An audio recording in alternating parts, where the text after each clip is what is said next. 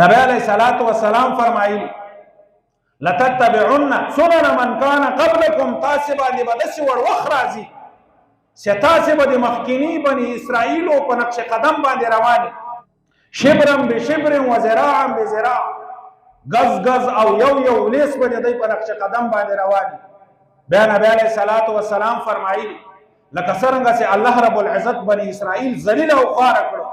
څرنګه چې الله رب العزت بنی اسرائیل باندې عذاب را نازل کړ، څرنګه چې الله رب العزت بنی اسرائیل هلاک کړل، داسې به الله رب العزت نه فرمانی له وجه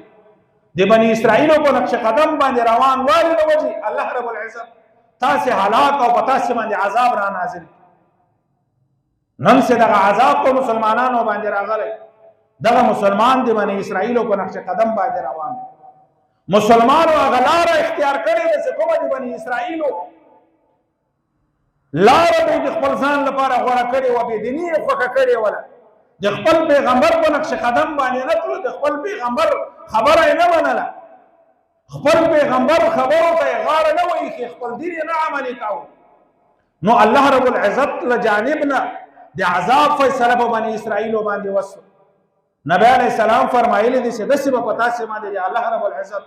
عذاب او د الله رب العزت ذلت په تاسې باندې را نازلیږي چې کله تاسې د بني اسرائیل اتباع اختیار کړئ.